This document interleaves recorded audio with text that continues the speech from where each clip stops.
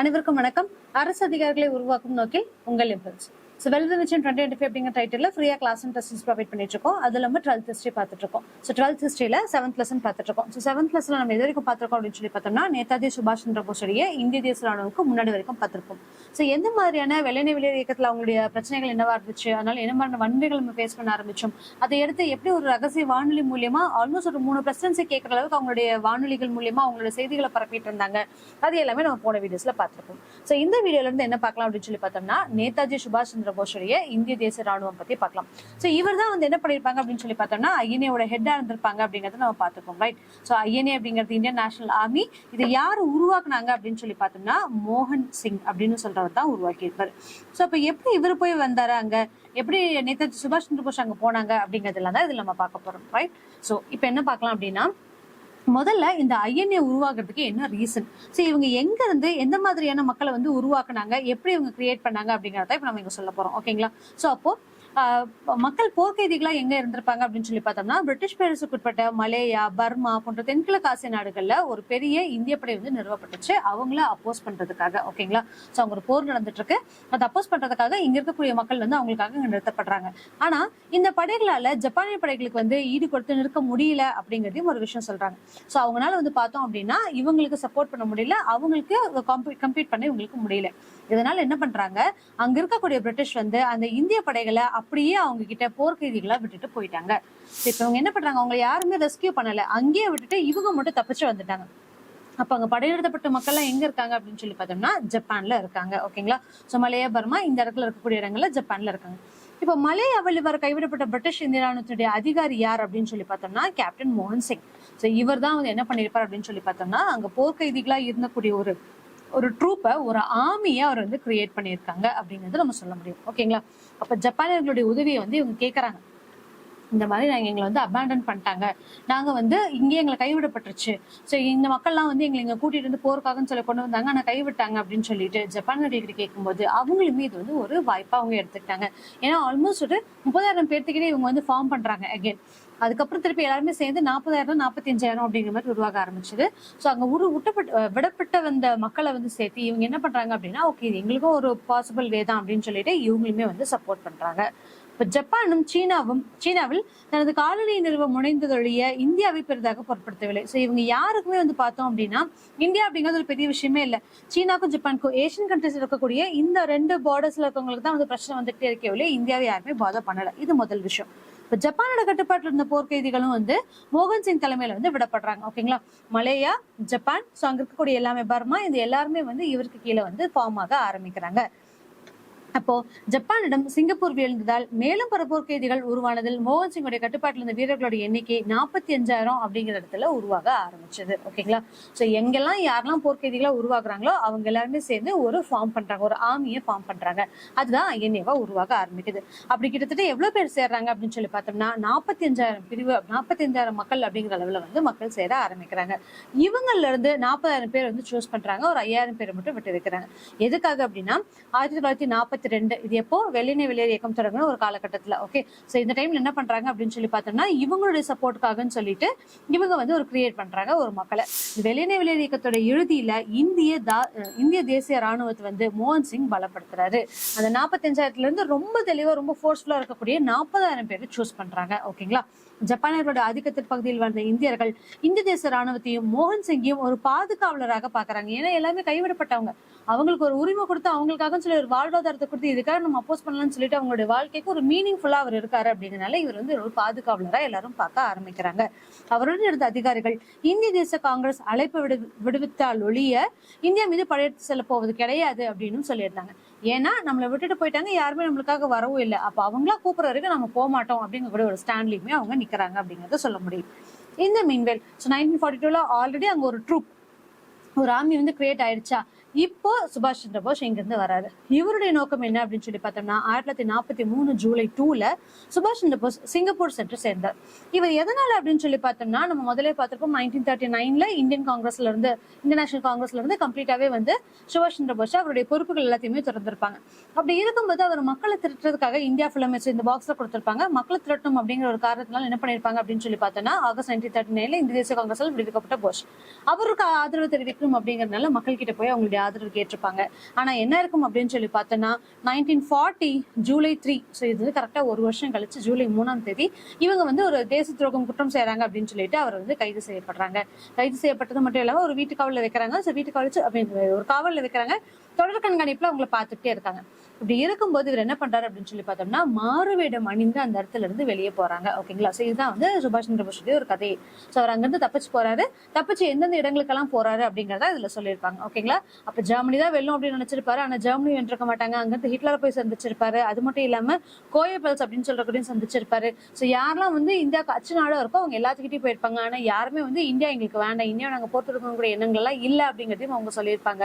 So இதனால ஒவ்வொரு எஃபர்ட்ஸா வந்து அவர் எடுத்துட்டு இருந்திருப்பாரு. ஓகேங்களா? ஹிட்லரை பார்த்திருப்பாரு. சோ அவங்க கிட்ட இருந்து ஏதாவது சப்போர்ட்ஸ் கிடைக்குமா அப்படின்னு சொல்லிட்டு. ஆனா பெருசா அவங்களுக்கு எந்த சப்போர்ட்டும் கிடைக்கல. ஆனா ஒரே விஷயம் என்ன அப்படின்னா ஆசாத் ஹிந்த் பவுஜ், அதாவது நம்ம ஆசாத் ஹிந்த் அப்படின்னு சொல்லக்கூடிய ஒரு ரேடியோ அப்படின்னு சொல்லியிருப்போம்ல. சோ அந்த ரேடியோ வந்து அவர் உருவாக்குறதுக்கான ஒரு பெர்மிஷன் அவங்களுக்கு வந்திருக்கும். சரிங்களா? அந்த பெர்மிஷனை இவங்க வழங்கியிருப்பாங்க. அது வந்து இவர் கிடைச்ச ஒரு பெரிய சாதனையா இருக்கும். சோ அந்த ரேடியோல தான் முதல்ல இவர் தேசத்தந்தின்னு சொல்லி அழைச்சிருப்பாங்க அப்படிங்கறத போன வீடியோல பார்த்திருப்போம். அது இதுல இருக்கும். சரிங்களா? சோ இந்த மாதிரியான ஒரு உறவு வந்து இது மூலியமா அவருக்கு வந்து ஒரு கனெக்ஷன் வந்து உருவாக ஆரம்பிச்சது. அப்ப அங்கிருந்து சிங்கப்பூர் போறாரு, சிங்கப்பூர்ல இருந்து ஜெர்மனி போறாரு. சோ ஒவ்வொரு இடங்களுக்கா போய் கடைசியில வந்து இங்க ரீச் ஆறாரு. அதுதான் இங்க சொல்லியிருப்பாங்க. அப்ப எப்ப கடைசியா வராங்க அப்படின்னு சொல்லி பார்த்தோம்னா 1943 ஜூலை 2ல வந்து சுபாஷ் சந்திர போஸ் சிங்கப்பூர் வந்து சேர்றாங்க. சோ அதுக்கு நடுவுல என்ன பண்ணாரு அப்படிங்கறதா இங்க கொடுத்திருக்கக்கூடிய ஒரு மெசேஜ். ஓகேங்களா? சோ இதுல இருந்து வந்து தப்பிச்சு போயிருப்பாரு. எப்படி எல்லாம் வர்றாரு அப்படிங்கறது சொல்லியிருப்பாங்க. சிங்கப்பூர்ல இருந்து டோக்கியோ சென்று பிரதமர் டோஜோவை சந்திக்கிறாரு. அவருமே என்ன சொல்றாரு அப்படின்னா எங்களுக்கு இந்தியா வேண்டாம், இந்தியாவெல்லாம் நாங்க ரூல் பண்ணக்கூடிய இல்ல ஆக்கிரமிக்கக்கூடிய எண்ணத்துல நாங்க இல்ல அப்படிங்கறதும் திருப்பி சொல்றாரு. அதனால சிங்கப்பூருக்கு மறுபடியும் திரும்பி 1943 அக்டோபர் 21ல சுதந்திர இந்தியாவுடைய தற்காலிக அரசை ஏற்படுத்தினார். ஓகேங்களா? இது ரொம்ப ரொம்ப இம்பார்ட்டன்ட். சுதந்திர இந்தியாவோட தற்காலிக அரசை சிங்கப்பூர்ல இவர் வந்து ஏற்படுத்தி இருக்காரு. ஏன்னா அங்க ஒரு 40,000 பீப்புள் வச்சு ஒரு ஆர்மி கிரியேட் பண்ணிருக்காங்கல்ல, அதனால. சோ அங்கிருந்து என்ன பண்றாங்க அப்படின்னா இந்த தற்காலிக அரசு பிரிட்டன் மீதும் பிற நேச நாடுகள் மீதும் போர் அறிவிப்பு செய்து. ஓகேங்களா? யாரெல்லாம் எங்களுக்கு அலைஸா இருக்கீங்களோ அவங்களுக்கு அப்போஸ் பண்ணி நாங்க வந்து வார் கிரியேட் பண்றோம் அப்படிங்கறதா இந்த இவங்களோட தற்காலிக அரசுடைய ஒரு முக்கிய நோக்கமா இருந்துச்சு. இதை பார்த்துட்டு இவங்களுமே வந்து சப்போர்ட் பண்றாங்க. அப்ப அச்சு நாடுகள் போஸின் தற்காலிக அரசை வந்து தமது நட்பு வளையத்துக்குள் ஏற்றுக்கொண்டது. ஏன்னா எல்லாருக்குமே அது த்ரெட்டனா தானே இருக்கு. எல்லாருமே சேர்ந்து தானே அவங்க போராட்டம் செய்ய போறாங்க. அதனால இவருடைய இந்த விஷயம் வந்து எல்லாத்துக்குமே சப்போர்ட்டிவா இருக்கு. அதனால எல்லாருமே வந்து அக்செப்ட் பண்ணிக்கிறாங்க. ஓகேங்களா? அப்ப போஸும் இந்திய தேச ராணுவமும் இதுக்கப்புறம் தான் வந்து இவரை லீட் எடுக்க ஆரம்பிக்கிறாரு. இவரை ஐஎன்ஏவோட ஹெட்டா மாற ஆரம்பிக்கிறாரு. மோகன் சிங் என்ன பண்றாரு அப்படின்னு சொல்லி பார்த்தோம்னா சுபாஷ் சந்திர போஸ் கிட்ட இதுக்கு நீங்க இனிமேல் தலைமை எடுத்து கொண்டு போங்க அப்படிங்கிற விஷயத்த சொல்றாரு. ஓகேங்களா? அப்ப போஸ் ராணுவம் சாராத சாதாரண மக்களையுமே வந்து இந்திய தேச ராணுவத்துல இறக்கியிருக்காரு. அது மட்டும் இல்லாம பெண்களுக்காக சொல்லிட்டு ஒரு படைப்பிரிவை ஏற்படுத்தி இருப்பாங்க. அந்த பெண்களுடைய படைப்பிரிவை சேர்ந்தவங்க யாரா இருப்பாங்க அப்படின்னு சொல்லி பார்த்தோம்னா சென்னையை சேர்ந்த சுதந்திர போராட்ட வீரர் அம்மு சுவாமிநாதனுடைய மகள் டாக்டர் லட்சுமி அப்படின்னு சொல்றாங்க. அவங்க ஒரு டாக்டர். அவங்க தான் வந்து பார்த்தோம் அப்படின்னா அங்க இருக்கக்கூடிய பெண்கள் படைப்பிரிவுக்கு தலைமை தாங்கியிருப்பாங்க. அந்த பெண்கள் படைக்குடைய பேர் என்ன அப்படின்னு சொல்லி பார்த்தோம்னா ராணி ஜான்சி. ஓகேங்களா? சோ ஜான்சானி பேர்ல வந்து அவங்க ஒரு படைப்பிரிவை உருவாக்கி இருப்பாங்க. சோ என்ன பண்றாங்க சுபாஷ் வந்து 1944 ஜூலை 6ல முதல்ல ஆசாத் ஹிந்த் அப்படின்னு சொல்லக்கூடிய ஒரு ரேடியோவை ரங்கூன்ல இருந்து பேசுறாரு. ஓகேங்களா? சோ காந்தியடிகளை நோக்கி ஒரு உரையை ஆற்றினார். நம்ம இது நல்லாவே பார்த்திருப்போம் ரங்கூன் அப்படிங்கிறது. இப்ப நம்மளோட தனுஷோட படத்துல கூட பார்த்திருப்போம். சோ ரங்கூனுங்கிறது அதுக்கப்புறம் தான் பிரிக்கப்பட்டுச்சு. ரைட்? சோ பர்மாவோட சேர்க்கப்பட்டிருக்கும். அதுக்கு முன்னாடி வரைக்கும் ரங்கூன் இந்தியா எல்லாமே வந்து ஒரே பார்டருக்குள்ள தான் இருந்திருக்கும். கரெக்டுங்களா? சோ தனுஷோட ஒரு படம் அதுல வந்து ஃபுல்லாவே காட்டியிருப்பாங்க. அந்த 3 இது மாற ஒரு இதுல. சோ அதுல வந்து ரங்கூன்ல முதல்ல வந்திருப்பாங்க. அதுக்கப்புறம் இந்தியா வந்திருப்பாங்க. இந்தியா பிரிஞ்சிருக்கும். அதுல இருந்து பர்மாவா சொல்லி மாறி இருக்கும் அப்படிங்கிறதுலாம். அப்ப அந்த இடத்துல அந்த ரங்கூன்ல இருந்து என்ன பண்ணிருக்காரு அப்படின்னா காந்தியடிகள் நோக்கி ஒரு உரை நிகழ்த்துறாரு. என்ன அப்படின்னா தேசத்தின் தந்தையே என்று அழைத்து அவர் தான் முதல்ல மகாத்மா காந்திய ஃபாதர் ஆஃப் த நேஷன், தேசத்தினுடைய தந்தை அப்படின்னு சொல்லிட்டு அழைத்தார். ஓகேங்களா?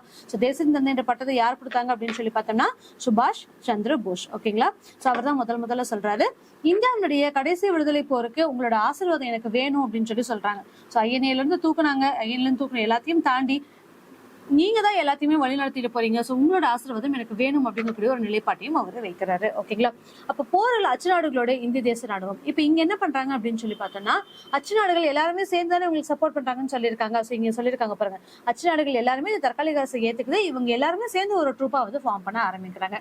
இப்ப இவங்க என்ன பண்றாங்க அப்படின்னு சொல்லி பார்த்தோம்னா, இம்பாலை நோக்கிய ஜப்பான் படைகளினுடைய நகர்வுல ஷா நவாஸ் வழிநடத்தப்பட்ட இந்திய தேச ராணுவத்துடைய ஒரு பிரிவு பங்கெடுத்தது. ஓகேங்களா. சோ இம்பால் எங்க இருக்கு, நம்ம அருணாச்சல் பிரதேஷ், மத்திய பிரதேஷ் இந்த சைடு இருக்கக்கூடிய நார்த் ஈஸ்டர்ன் கண்ட்ரீஸ் இருக்குல்ல. சோ அங்க வந்து ஒரு ஜப்பானிய படைகள் வந்து படையெடுத்துட்டு வந்துட்டு இருக்காங்க. அந்த இதுக்கு யார் ஹெட்டா இருந்திருப்பாங்க அப்படின்னு சொல்லி பார்த்தோம்னா, ஷா நவாஸ் தான் வந்து ஹெட்டா இருந்திருப்பாங்க. ஓகேங்களா.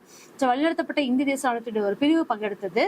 இது அச்சு நாடுகளும் ஜப்பானிய படைகளும் பின்னடைவை சந்தித்துக் கொண்டிருந்த 1944 பிற்பகுதியில நடந்துச்சு அப்படின்னு சொல்லி சொல்றாங்க. இந்த டைம்ல என்னாச்சு அப்படின்னு சொல்லி பார்த்தோம்னா, யாரெல்லாம் உங்களுக்கு சப்போர்ட்டா இருந்தாங்களோ அவங்க எல்லாருமே வந்து தோத்துக்கிட்டு இருக்கக்கூடிய ஒரு டைம்ல நடந்த ஒரு விஷயம். இதனால என்ன பண்றாங்க அப்படிங்கும்போது, இம்பால கைப்பற்ற முயற்சியில ஜப்பான் வெற்றி பெற முடியல. ஓகேங்களா. சோ இதனால என்ன பண்றாங்க, 1945 நடுவுல பிரிட்டிஷ் படைகளிடம் சரணடைந்தது. ஓகே, என்னால இதுக்கு மேல போர் பண்ண முடியல, நான் வந்து உனக்கு சரணடைச்சிட்டேன் அப்படின்னு சொல்லிட்டு ஜப்பான் வந்து சரணடைச்சிட்டாங்க. இந்த ஒரு காரணத்துல என்ன பண்ணிட்டாங்க அப்படின்னு சொல்லி பார்த்தோம்னா, இந்த இதெல்லாம் இந்த ஐஎன்ஏ யார் லீட் பண்ணிட்டு வந்தாங்க, ஷானவாஸ் லீட் பண்ணிருப்பாங்களா. இப்ப இவர் என்ன பண்றாரு, தேச துரோகம் அப்படின்னு சொல்லிட்டு ஒரு ராஜ துரோக குற்றம் சுமத்தப்பட்டு அவங்களையும் அவங்க கூட இருந்தவங்களையும் ஜெயில போடுறாங்க. ஒரு படை வீரர்களுக்காக வந்தோம், படை வழி செல்லும் போது எங்களால முடியும்னு சொல்லிட்டு இவங்க சரணடைகிறாங்க. அந்த சரணடைய ஒரு காரணத்தினால இவங்க சுத்தி இருக்கக்கூடிய மக்கள் எல்லாமே ராஜதுரோக குற்றம் சுமத்தப்பட்டு சிறையில் அடைக்கப்படுறாங்க. ஓகேங்களா. அப்ப இந்திய தேச ராணுவம் மீதான விசாரணை இப்பதான் எங்க முதல்ல ஐஎன்ஏ எங்க இருந்து வருது, நீங்க எங்க இருந்து உருவாறீங்க, திடீர்னு ஸ்லீப்பர் செல்ஸ் மாதிரி வரீங்க அப்படின்னு சொல்லிட்டு எல்லாத்துக்குமே கன்ஃபியூஷன் இருக்கு. இங்க இருக்கக்கூடிய மக்கள் எல்லாத்துக்குமே ரொம்ப தெளிவா தெரியும், அது வந்து நம்மளுக்காக போராடக்கூடிய ஒரு கட்சி, ஒரு அமைப்பா தான் இருக்கு. அவங்க மூலியமா நம்மளுக்கு விடுதலை பெற்றுத்தர முடியும் அப்படிங்கிற ஒரு விஷயத்துலயுமே இங்க சில பியர்ஸ்ஃபுல் லீடர்ஸ் இருக்காங்கல்ல. அகிம்சை அப்படிங்கக்கூடிய வழியில காந்திஜியும் அவரை பின்பற்றவங்க சிலரும் இருக்காங்க. அப்படியே இருந்தாலும் ஜவஹர்லால் நேரு, ராஜாஜி, ராஜேந்திர பிரசாத் இவங்களுக்கு எல்லாமே வந்து சில இடங்கள்ல கோவம் வருது. எத்தனை நாள் தான் நம்ம வந்து இப்படியே கன்சிஸ்டன்டா போயிட்டு இருக்கணும் அப்படின்னு சொல்லிட்டு வெள்ளையனே வெளியேறு இயக்கம் வரும்போதும் இவங்க எல்லாருமே தயக்கம் காட்டுறாங்க. ஏன்னா மறுபடியுமே வந்து நீங்க நிறுத்திட்டீங்கன்னா என்ன பண்ண முடியும், சட்டமறுப்பு இயக்கம் கொண்டு வரீங்க, வெள்ளையனே வெளியேறு இயக்கம் கொண்டு வரீங்க, அப்ப அங்க நிறுத்துறீங்க அப்படின்னு சொல்லிட்டு அந்த ஒரு பிரச்சனையுமே வந்துட்டு இருக்கு. அப்படி இருக்கும்போது ஐஎன்ஏக்கு எல்லாருமே மறுப்பும் தெரிவிக்கல, எல்லாருமே அக்செப்டும் பண்ணல. ஒரு மிக்ஸ்ட் எமோஷனா வந்து அங்க உருவாயிட்டு இருக்கு. ஓகேங்களா. இப்ப என்ன பண்றாங்க, இவங்க வந்து ராஜதுரோகம் குற்றம் சாத்தி நம்மள வந்து ஜெயில அடைச்சிட்டாங்களா. டெல்லியோட செங்கோட்டையில இந்திய தேச ராணுவத்தின் மீது ஒரு விசாரணை நடத்தப்படுது. என்ன சொல்றாங்க அப்படின்னு சொல்லி பார்த்தோம்னா, ஐஎன்சிக்காகன்னு சொல்லிட்டு ரொம்ப டாப் அட்வொகேட்ஸ் எல்லாமே போய் அங்க வாதிடுறாங்க. ஓகேங்களா. அப்ப என்ன சொல்ல வராங்க அப்படின்னா, ஐஎன்ஏக்காக ஒரு போர் நடக்குது, ஐஎன்ஏக்காக ஒரு விசாரணை நடக்குது, ஐஎன்சி இருக்கக்கூடிய மக்கள் அங்க போறாங்க. அது ரொம்ப முக்கியமா யார் இருப்பாங்க அப்படின்னு சொல்லி பார்த்தோம்னா, ஜவஹர்லால் நேரு அப்படிங்கிறவர் இருக்காரு. ஓகேங்களா. சோ ஜவஹர்லால் நேரு எல்லாருமே வந்து என்னன்னு பார்த்திருப்போம், அவங்க எல்லாமே லாயர்ஸ் தான் அப்படின்னு பார்த்திருப்போம். சோ முதல்ல 1920 ஒத்துழையாமை இயக்கத்துல என்ன பண்ணிருப்பாங்க, ஒத்துழையாமை இயக்கம் சட்டமறுப்பு இயக்கம் அங்க நம்ம ஆரம்பிச்சிருப்போம். அப்ப வந்து எல்லாத்தையுமே புறக்கணிக்கணும், யாருமே வந்து உங்களுடைய வேலைகளை செய்யாதீங்க, சட்டத்தை மறுங்க அப்படின்னு சொல்லிட்டு காந்தியடிகள் சொல்லியிருப்பாங்க. அதனால வந்து அதை கேட்டு அவ்வளவு நாள் அமைதியா இருந்த நேரு இவங்களுக்காகன்னு சொல்லிட்டு முதல்ல போய் அவங்களுக்காக வாதிடுறாங்க. ஓகேங்களா. சோ அந்த டைம்லயே வந்து நம்ம என்ன அப்படின்னு சொல்லி நினைச்சுக்கலாம்னா, எந்த அளவுக்கு இந்த அமைப்புங்கிறது ஒரு பிரசித்தி பெற்ற ஒரு அமைப்பா இருக்கு அப்படிங்கறத நம்மளால தெரிஞ்சுக்க முடியும். ஓகேங்களா. ஆல்மோஸ்ட் ஒரு நீண்ட வருஷத்துக்கு அப்புறம் கிட்டத்தட்ட 22 இயர்ஸ்ல 1920 அவரோட லாயர் பதவி விட்டுட்டாரு. சோ லாயரா வந்து அவர் பிராக்டிஸ் பண்றது நிறுத்திட்டாரு. அகைன் 1942-45 இந்த பீரியட்ல என்ன பண்றாங்க அப்படின்னு சொல்லி பார்த்தோம்னா, இவங்களுக்காக சொல்லி போராடுறதுக்கு வாதிடுறதுக்காக அவர் போறாரு. அப்போ இந்திய தேச ராணுவ வீரர்களுடைய சார்பில் ஜவஹர்லால் நேரு வந்து அவருடைய கோட் எல்லாம் போட்டு ஆஜராறாங்க அப்படிங்கறத கொடுத்திருக்காங்க. ராணுவ ரீதியா இந்த ஐஎன்ஏ அப்படிங்கிறது பெருசளவுல எதுவுமே சாதிக்கப்படல. ஆனாலுமே என்ன ஆகுது அப்படின்னு சொல்லி பார்த்தோம்னா, அங்க நடத்தக்கூடிய விசாரணையை மக்கள் ரொம்ப பெரிதளவுல பார்க்கப்படுறாங்க. ஐஎன்ஏ அப்படிங்கிறது ரொம்ப பெருசாவே அவங்க நினைக்கிறாங்க. அவங்களுடைய உணர்வு ரீதியா வந்து அவங்க போற்றப்படுறாங்க. ஓகேங்களா. காலரசோட பிடிவாதமான முரட்டுப்போக்கு மற்றொரு பெரிய இயக்கத்திற்கு மேடை அமைத்து கொடுத்தது இந்த ஒரு ரீசன். சோ எதுக்காக அவங்க போடுறாங்க என்ன அப்படிங்கறதுல தாண்டி அகெயின் அரகன்ஸ் அவங்க வெளிப்படுத்துறாங்க. அதனால என்ன பண்றாங்க அப்படின்னா, அடுத்த கட்டத்துக்கான ஒரு போட்டிக்கு வந்து இவங்க ரெடியாக ஆரம்பிக்கிறாங்க. இந்திய தேச காங்கிரசும் 1945 ஜூன் 25 இருந்து ஜூலை 14 வரைக்கும் நடைபெற்ற சிம்லா மாநாட்டுல, இந்த சிம்லா மாநாடு எங்க வந்துச்சு அப்படிங்கிற நம்ம பாத்துருக்க முடியுமா. சோ அமைச்சரவை தூதுக்குழு, கிரிப்ஸ் தூதுக்குழு வந்துச்சு, அதுக்கப்புறம் அமைச்சரவை தூதுக்குழு வந்துச்சு. சிம்லா மாநாட்டுல எங்களுக்காக சொல்லிட்டு நாங்களே ஒரு தூதுக்குழு அமைக்கணும் அப்படின்னு சொல்லி நம்ம கேட்டிருந்தோம். நம்மளோட கான்ஸ்டியூஷன் நம்மளே உருவாக்குறதுக்காக எங்களுக்கு சொல்லி வேணும் அப்படின்னு சொல்லி கேட்டிருப்போம். சோ சிம்லா மாநாட்டுல நிறைய நடந்திருக்கும். முஸ்லீம் லீக் எங்களுக்காக சொல்லி கொண்டு வந்திருப்போம். முதல்ல அமைச்சரவை தூதுக்குழு அவங்க அக்செப்ட் பண்ணிருப்பாங்க, அதுக்கப்புறம் அவங்க அகைன் டினை பண்ணிருப்பாங்க, டிக்ளைன் பண்ணிருப்பாங்க. இது எல்லாமே இந்த சிம்லா மாநாட்டுல நடக்குது. சோ சிம்லா மாநாடு அப்படிங்கிறது ஒரு ஃபெயிலியர் தான். அவங்க சொன்னக்கூடிய எந்த விஷயங்களுமே வந்து அவங்க ஏத்துக்கல அப்படிங்கிறது இதுல இருக்கக்கூடிய ஒரு முக்கியமான விஷயம். அப்ப எதுவுமே அவங்களுக்கு அங்கேயே ஒரு சப்போர்ட் கிடைக்காதனால என்ன பண்றாங்க அப்படின்னா, நாடு முழுவதும் வந்து புதுக்கோட்டைகளை நடத்த ஆரம்பிக்கிறாங்க. அண்மையில இந்திய அரசியல் சட்டம் 1935 கீழ் தேர்தல் வருவதாக இருந்தாலும் இந்த கூட்டங்கள்ல யூஸ்வலா ஓட்டு கேட்கறத விட அங்க நடந்தக்கூடிய விசாரணை பத்தி தான் மக்கள் பெருசும் பேசப்படுறாங்க அப்படின்னு சொல்லி சொல்றாங்க. இது மூலியமா ஐஎன்ஏ அப்படிங்கிறது எல்லாத்தாலையும் ஒரு பேசு பொருளா வந்து அமையுது அப்படிங்கறத நம்ம தெரிஞ்சுக்க முடியும். இந்த பின்புலத்துல காலனி ஆட்சியாளர்கள் யார் இருக்காங்க அப்படின்னு சொல்லி பார்த்தோம்னா ஷா நவாஸ் கான், பி.கே. ஷேகல், ஜி.எஸ். தெலான், இவங்க 3 பேருமே வந்து இந்திய தேசிய ராணுவத்தினுடைய ஒரு முக்கிய அதிகாரிகளா வந்து பிரதிபலிக்கிறாங்க. இவங்க 3 பேர் சேர்ந்த அட்வான்டேஜ் என்ன அப்படின்னு சொல்லி பார்த்தோம்னா, அது முன்னாடி வரைக்கும் நிறைய பிரிவினைகள் இருந்துச்சு. முஸ்லீம் லீக் தனியா பிரிஞ்சிருந்துச்சு, வெளிநாடு இருக்கிறவங்க சப்போர்ட் பண்ண மாட்டோம் அப்படின்னு சொல்றாங்க. ஒவ்வொருத்தங்களும் அவங்களோட தேவைகளுக்காக சொல்லி பிரிஞ்சிருந்தாங்க. இந்த 3 பேர்த்தையும் ஒட்டுக்கா நம்ம சேர்த்தும் போது என்ன ஆகுது அப்படின்னு சொல்லி பார்த்தோம்னா, இவங்க எல்லாருமே வந்து ஹேண்ட் அண்ட் க்ளோவா மாறுறாங்க. திருப்பி ஒருத்தங்களுக்கு சப்போர்ட் பண்ண ஆரம்பிக்கிறாங்க. அப்ப என்ன சொல்ல வராங்க அப்படின்னா, இந்திய நாட்டினுடைய பத்திரிகைகள் யாவும் இந்த விசாரணையை ரொம்ப உணர்ச்சிகரமா வந்து சொல்றாங்க. அவங்களோட தலையங்கமாவே என்னவா இருக்கு அப்படின்னா, இந்த விடுதலைக்காக போராடப்பட்டவங்க அப்படிங்கக்கூடிய ஒரு தலையங்கங்களை அவங்க வைக்கிறாங்க. சோ ஹெட்லைன்ஸா வந்து அவங்க வைக்கிறாங்க. அதனால என்ன பண்றாங்க, கடையடைப்புகள் நடக்குது, ஊர்வலங்கள் நடக்குது, பொது வேலை நிறுத்தங்கள் நடக்குது. இது எல்லாமே இந்த ஐஎன்ஏக்குன்னு சொல்லிட்டு ஒரு வாரம் கடைபிடிக்கப்பட்டதோடு நடந்தேருது. அது மட்டும் இல்லாம இவங்களுடைய விடுதலையுமே எங்களுக்கு வேணும் அப்படின்னு சொல்லி சொல்றாங்க. ஏன் அப்படின்னு சொல்லி பார்த்தோம்னா, முதல்ல இம்பாலை கைப்பற்றும் போதுதான் ஷானவாஸ் தான் இதுக்கு வந்து ஹெட்டா இருந்திருப்பாரு. அவர் தேச துரோகம் செஞ்சதுனால அவங்களை சிறையில் அடைச்சிருப்பாங்க. அதுக்கான விசாரணையா தான் இது நடந்துட்டு இருந்துச்சு. ரைட். சோ இந்த 3 அதிகாரிகளை தேர்ந்தெடுத்து என்ன சொல்லிட்டாங்க அப்படின்னா, இந்த அரசியல் கருத்து பிரிவினைகளுக்கும் வந்து ஒரு ஒட்டுக்கா சேர ஆரம்பிச்சுது. சோ அது வரைக்கும் முஸ்லீம் லீகா இருக்கட்டும், சிரோமணி அகாலி தளமா இருக்கட்டும், இந்து மகா சபையா இருக்கட்டும், இவங்க யாருமே வந்து ஒருத்தங்களோட ஒண்ணு நான் வரமாட்டேன், என் அமைப்பை நான் பாத்துக்கிறேன் அப்படின்னு சொல்லி அவங்கவுங்க தனித்தனியா இருந்தவங்க எல்லாருமே ஒற்றுமையா சேர்ந்து இவங்களுக்காகன்னு சொல்லி போராட ஆரம்பிக்கிறாங்க. ஓகேங்களா? சோ வழக்கு செலவிற்காக, சோ அது மட்டும் இல்லாம அவங்களுடைய வீரர்களுக்காக மட்டும் இல்லாம அவங்களுடைய வழக்கு செலவுக்காக நிதி திரட்டுறதுக்குமே வந்து இவங்க முன் வராங்க. அப்ப விசாரணை நீதிமன்றம் ஷேகல், தில்லான், ஷானவாஸ் கான் ஆகியோருடைய குற்றத்தை உறுதிப்படுத்தினாலும் அங்க இருக்கக்கூடிய கமாண்டர் இன் சீஃப் அவர் தான் வந்து முப்படைகளின் தலைமை தளபதி அப்படின்னு சொல்லி சொல்லுவோம். இப்ப யாரு முப்படைகளோட தலைமை தளபதியா இருக்காங்க அப்படின்னு சொல்லி பார்த்தோம்னா, நம்மளுடைய பிரசிடென்ட் தான் வந்து முப்படைகளோட தலைமை தளபதியா இருப்பாங்க. ரைட். சோ இதுக்குன்னு சொல்லி நம்ம ஒரு ஆர்டிகிளே கிரியேட் பண்ணி வச்சிருப்போம். சோ பாலிட்டில போலாம். சோ இதோட ஆர்டிகல் என்ன அப்படிங்கறத தெரிஞ்சதுன்னா கமெண்ட் செக்ஷன்ல ஆன்சர் பண்ணுங்க. முப்படை தலைமை தளபதிகளோட தலைவர் யாரா இருப்பாங்க கமாண்டர் இன் சீஃபுக்கு, அதுக்கு என்ன ஆர்டிகல் ரெப்ரசென்ட் பண்ணிருப்பாங்க அப்படிங்கறத கமெண்ட் செக்ஷன்ல ஆன்சர் பண்ணுங்க. ஓகேங்களா? சோ அப்ப இருக்கக்கூடிய கமாண்டர் இன் சீஃப் என்ன பண்ணிருப்பாங்க அப்படின்னா, இவங்களுக்கான தண்டனையை குறைச்சிருப்பாங்க. ஆயுள் தண்டனையா இருந்திருக்கும், அதை குறைச்சிருப்பாங்க. சோ அது மட்டும் இல்லாம 1946 ஜனவரி 6 அவங்களை விடுதலையுமே செய்யறாங்க.